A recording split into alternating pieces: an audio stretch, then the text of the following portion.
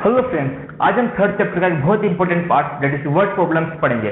ठीक है, अब ये ज्यादातर तो इसमें इंग्लिश का काम है, ये इसमें मेन फोकस इंग्लिश पर होता है, पर मैं आपको आइडिया दूंगा आप कैसे वर्ड प्रॉब्लम्स को फ्रेम कर सकते हो इक्वेशन के फॉर्म में, क्योंकि ये कई बच्चों से नहीं हो पाता है और ज्यादातर बच्चे वर्ड प्रॉब्लम्स में ही फंसते हैं, क्योंकि अगर क्वेश्चन दिया है और आंसर निकालना है हम आसानी से कर सकते हैं, पर वो वर्ड्स में दिया है पर उससे इक्वेशन फॉर्म करना और फिर उनका आंसर निकालना तो हमको उसमें थोड़ा कठिन लगता है। ठीक है, तो मैंने 4 तरह की प्रॉब्लम फिगर आउट की है ना। अब इन चारों को पढ़ेंगे हम। ठीक है, तो हम सबसे पहले करेंगे एरिया या पेरीमीटर का प्रॉब्लम को जाता है। अगर वर्ड प्रॉब्लम में दिया है तो हमको कैसे इक्वेशन का फॉर्म करते हैं, हमें क्वेश्चन देखेंगे उससे, और क्वेश्चन है एनसीईआरटी का एक्सरसाइज 3.2 का क्वेश्चन नंबर 5। ठीक है, पहले मैं आपके लिए क्वेश्चन पढ़ देता हूँ। अगर आपके पास अवेलेबल नहीं है बुक तो आप क्वेश्चन के भी लिख सकते हैं या फिर आप इसका ई बुक डाउनलोड कर सकते हैं, नेट डाउनलोड कर सकते हैं। ठीक है, मैं आपके लिए क्वेश्चन पढ़ देता हूँ कि half of the perimeter of a garden whose length is 4 meter then its width is 36 meter, find the dimensions of the garden। ठीक है, अब इसका कहने का मतलब क्या है? इसका कहने का मतलब है half of the perimeter of a garden. ठीक है, उसके लिए हमको पहले फॉर्मूला पता होना चाहिए कि पेरीमीटर ऑफ गार्डन क्या होता है। पेरीमीटर होता है 2 into लेंथ प्लस ब्रेड्थ।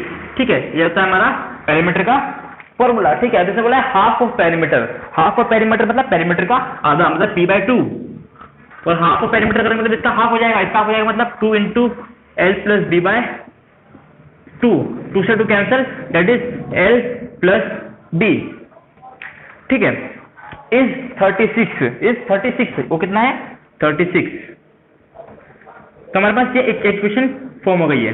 हमने कुछ नहीं किया, हम केवल वर्ड टू वर्ड पढ़ रहे हैं और इसको इक्वेशन के तरह फॉर्म में हम बुनते जा रहे हैं। ठीक है, अब ना half of the perimeter of a rectangular garden whose length is 4 metre more than its width, ये इक्वेशन 2 बनेगी। यहाँ से सेकंड इक्वेशन बनेगी अपनी, whose length is 4 more than its width. ठीक है, अब अगर मान लेते हैं कि इसकी लेंथ l है और इसकी विड्थ b है, तो उसने बोला है length is 4 more than width. इसका मतलब है कि length is 4 more than width. अब इसको समझना मैंने कैसे लिखा, length is 4 more than width. Example देता हूं, कभी लिखा हो कि लेंथ इज, एक एग्जांपल दे रहा हूं मैं कि length is twice the width, मतलब length is twice the width. या फिर कभी लिखा हो कि length is 3 more then twice the width, तो हम बोले length is 3 more then twice the width. ठीक है, जब भी मेरे को क्वेश्चन दिया हम इसको इस तरह से डिकोड करेंगे। ठीक है, length is 4 more than width. देखो हमारी इक्वेशन 1 है, इक्वेशन 2 है। इक्वेशन 1 क्या है, l plus b equal to 36 and l minus b इधर चला जाएगा इक्वल्स टू 4। ठीक है, इक्वेशन 1, इक्वेशन 2। अब हम इक्वेशन को आज तो आराम से सॉल्व कर सकते हैं। ठीक है, आप इसे किसी भी मेथड से करना, इक्वल्स टू 4। अब आपको आराम से सॉल्व कर सकते हैं। फाइंड द डायमेंशन l और b निकालना है, और ठीक है आराम से निकाल लेंगे इसके लेंथ एंड ब्रेड्थ। तो हम एक तरह की प्रॉब्लम को हम सीख चुके हैं, अब आगे बढ़ते हैं। तो दूसरा तरह की जो प्रॉब्लम काफी कॉमन है वो है परचेजिंग आइटम या सेलिंग आइटम। ठीक है, मैं आपको इसका क्वेश्चन करके दिखाता हूँ। क्वेश्चन है एनसीईआरटी का 3.3 का क्वेश्चन नंबर 3 का थर्ड पार्ट। ठीक है, एनसीईआरटी का क्वेश्चन नंबर 3 का थर्ड पार्ट। क्वेश्चन नंबर 3.1 का भी सेकंड क्वेश्चन भी ऐसा ही क्वेश्चन है, तो आप वो भी देख सकते हैं। ठीक है, मैं आपको ये क्वेश्चन दिखाता हूँ 3.3 का थर्ड क्वेश्चन। इसमें लिखा है, मैं आपके लिए पढ़ देता हूँ, आप बुक से भी रिफर कर सकते हैं। A coach of a cricket team buys 7 bats and 6 balls of rupees 3800. ठीक है, and later she buys 3 bats and 5 balls of 1750. Find the cost of each bat and each ball। ठीक है, इसमें क्या बोला है इसने कि मैं एक क्वेश्चन फ्रेम करने की कोशिश करूंगा। क्या बोला है कि a coach of cricket buys 7 bats and 6 bats for rupees 3800। ठीक है, अब मैं मान लेता हूं, इसमें हमेशा आपको ऐसे मानना है, मान लेता हूं कि cost of one bat is x rupees. ठीक है, रुपीज आगे आता है, and cost of one ball is rupees y। ठीक है, हमने मान लिया कि एक बेट का कॉस्ट कितना है x रुपीज है और एक बॉल का कॉस्ट कितना है y रुपीज है। तो मुझे बताइए कि अगर एक बेड का कॉस्ट x रुपीज है तो 7 बेड का कॉस्ट कितना होगा एक्चुअली हाँ 7, कितना होगा 7x, कितना होगा 7x। और एक बॉल का कॉस्ट y रुपीज है, तो 6 बॉल का कॉस्ट कितना होगा 6y। और हमको दिया है कि cost of 7 bat and 6 ball is 3800, that is 3800 किसके बराबर है 3800 की। हमारी इक्वेशन 1 हो गई, इक्वेशन फॉर्म हो गई। और सेकंड में बोला है कि दोबारा लेटर शी बाइज 3 बैट, मतलब एक बैट की कॉस्ट अगर x है तो 3 बैट की कॉस्ट कितनी होगी 3x प्लस एंड 5 बॉल्स। और वो कितने में खरीदा इसने, वो खरीदा इसने 1750 में। ठीक है, ये देखो कितना आसान था इस इक्वेशन को फॉर्म करना। अब आप यहां से इसको आराम से सोल्व कर सकते हैं किसी भी एक मेथड से। ठीक है, आप इसको नोट कीजिए, फिर हम आगे बढ़ते हैं। 2 मिनट, हाँ ये।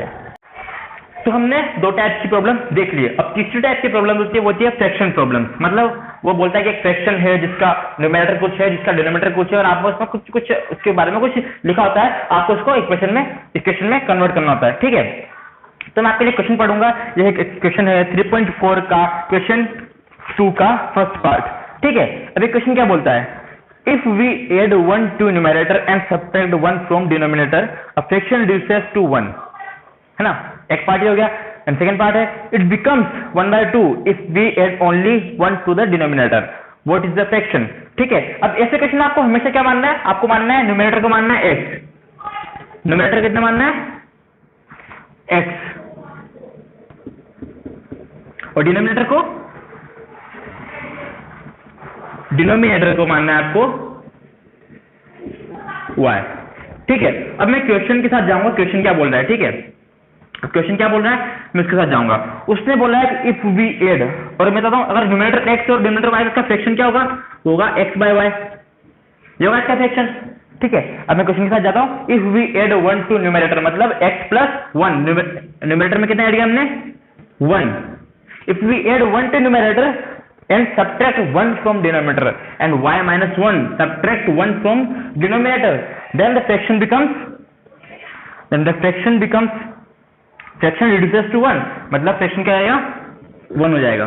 ठीक है, ये हमारी इक्वेशन 1 है। इससे हम इक्वेशन फ्रेम कर लेंगे। कैसे फ्रेम कर लेंगे, हम बना लेंगे इससे कि ये y - 1 क्रॉस मल्टीप्लाई होगा, x + 1 = y - 1 इक्वल्स, ये इक्वेशन हो गया।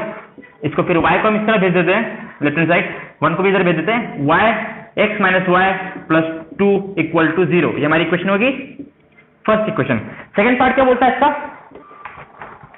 वो बोलता है कि हाँ मैंने सेकंड पार्ट बोलता है it becomes half if we add only 1 to the numerator। मतलब इसने क्या बोला है कि y को हमने वैसे ही रहने दिया और न्यूमरेटर में केवल 1 ऐड किया, न्यूमरेटर में केवल 1 ऐड किया, तो क्या बन जाता है इट बिकम्स हाफ मतलब 1/2। अब इसको वापस क्रॉस मल्टीप्लाई कर लेंगे हम, तो 2x + 1 = y। ठीक है, तो बन जाएगा 2x + 2 = y, 2x - y + 2 = 0। देखिए फिर से हमने आसानी से हमको ऐसे ही करना है हर क्वेश्चन में। आसानी से हमने 2 इक्वेशन फॉर्म कर ली। अब 2 इक्वेशन को हम किसी भी एक मेथड से सॉल्व कर सकते हैं। ठीक है, आप ये नोट कीजिए, उसके बाद हम आगे बढ़ते हैं।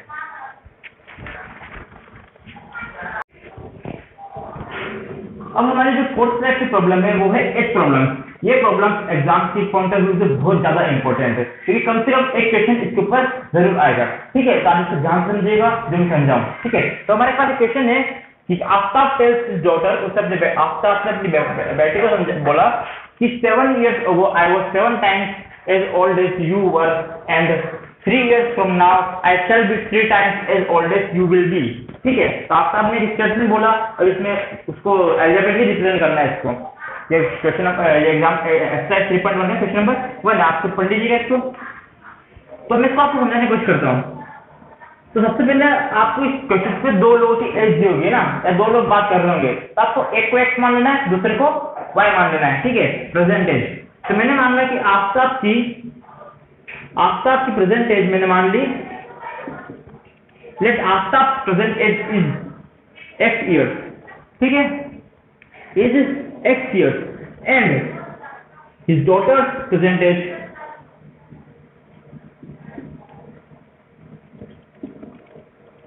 is वाई ईयर्स, ठीक है। हमने मान लिया कि आपका एक्स ईयर्स का है और उसकी डॉटर वाई ईयर्स की है, ठीक है। अब उसने आपका आपने क्या बोला है, यहाँ पे दो कंडीशन दिए हैं, दो कंडीशन सम है, दो इक्वेशन फॉर्म होगी। आपका आपने बोला है कि I was 7 years ago, I was 7 times as old as you were then। मतलब सबसे पहले हमको समझना है 7 years ago मतलब आज से 7 साल पहले, ठीक है, आज से 7 साल पहले। तो इसको मेरी एज अगर 21 है, 22 है, मान लीजिए मेरी एज 22 है, तो मेरी एज अगर 22 है तो आज से 7 साल पहले मेरी एज कितनी थी, मेरी एज थी 22 - 7 दैट इज 15। अगर मैं बोलूं आज से 10 साल पहले मेरी एज कितनी थी, तो 22 - 10, ठीक है। तो जितने पिछले जाते हैं हम उतना ही माइनस कर लेते हैं, ठीक है। तो इसने बोला 7 years ago, तो पहले आपको 7 years ago इन दोनों की एज कितनी से पता लगाना है, 7 years ago। अब 7 years ago आसपास की हमने मान ली x की, आज के अगर प्रेजेंटेज की x है तो 7 years ago की एज कितनी हो जाएगी, x - 7, है ना। आपका मैंने ए मतलब आपको समझ लीजिएगा। और मैं उसकी डॉटर को डी में दिख रहा हूं मैं, ठीक है, और उसकी डॉटर की एज कितनी जाएगी, y - 7, ठीक है। ये हो गया 7 years ago। अब उसने बोला है कि I was 7 times as old as you were then। इसका मतलब ये है कि जो आफ्ताब की एज है 7 साल पहले वो उसकी बेटी के 7 गुना थी, ठीक है। 7 times हिज डॉटर, आफ्ताब की एज कितनी 7 साल पहले, x - 7 equal to 7 times daughter age that is x - 7 y - 7, ठीक है। इसको आप सॉल्व कर लेंगे आप, तो x - 7 equal to 7y - 49 which implies x - 7y plus 42 equal to 0, ठीक है। तो हमारी क्वेश्चन नंबर 1 हो गई। अब कंडीशन सेकंड देखते हैं। अब जैसे पास्ट में जाते हैं वैसे हम फ्यूचर में भी जाते हैं, ठीक है। तो हम देखते हैं सेकंड, उसने क्या बोला, and also 3 years from now, मतलब आज से 3 साल बाद, 3 years later। तो बताओ आज से 3 साल बाद उनकी एज कितनी जाएगी दोनों की, आफ्ताब की एज हो जाएगी, वो हो जाएगी x + 3 ना। अगर आज के जिसकी प्रेजेंट एज जिसकी x है तो 3 साल बाद x + 3 और उसकी डॉटर की एज जाएगी y + 3, ठीक है। और उसने बोला 3 years from now I shall be 3 times as old as you will be। उसने बोला है कि आज से 3 साल बाद मैं जो हूं तुम्हारे 3 गुना हो जाऊंगा, ठीक है, 3 टाइम्स हो जाऊंगा। तो आपका केस कितनी है, x + 3 equals to 3 times y + 3। तो आज सॉल्व करेंगे इसको, x + 3 equals to 3y + 9, x + x - 3y - 6 equals to 0। ये हमारी इक्वेशन हो गई सेकंड इक्वेशन, ठीक है। आप इन दोनों इक्वेशन को सॉल्व कर सकते हैं। मैं आपको ऐसा एग्जांपल लेता हूं कि मान लीजिए कि एक फादर एक सन है, एक फादर और एक सन है, ठीक है। तो फादर अपने सन से बोलता है कि आज से 3 साल बाद, या मान लीजिए आज से 2 साल बाद मैं तुम्हारे 2 गुना का 3 ज्यादा होगा। मतलब फादर ने सन से कहा कि after 2 years I will be 3 more than your twice of your age। I will be 3 more than twice of your age। तो मान लेंगे फादर की सन मान लीजिए प्रेजेंट एज है x और सन के प्रेजेंट एज है y। तो उसने बोला आफ्टर 2 years या after 3 years, after 3 years, after 3 years that is father की एज जाएगी x + 3, फादर की सन की एज जाएगी y + 3। उसने बोला after 3 years I will be 2 more than you, 2 more than twice of your age। तो उसने बोला father will be 2 more than twice of son's age, ठीक है। अब हमको इसकी एज रख देनी यहाँ पे, तो x + 3 equals to 2 into y + 3 + 2। तो आप इस इक्वेशन को सोल्व कर सकते हैं। तो यही आप इसको आप सॉल्व करके आप इक्वेशन सॉल्व कर सकते हैं, ठीक है। तो यही था एक प्रॉब्लम, ये एग्जाम के पॉइंट ऑफ व्यू से बहुत इंपॉर्टेंट है। आप इसको ध्यान से समझिएगा, आपको ना समझना है तो दोबारा पूछिएगा। Thank you.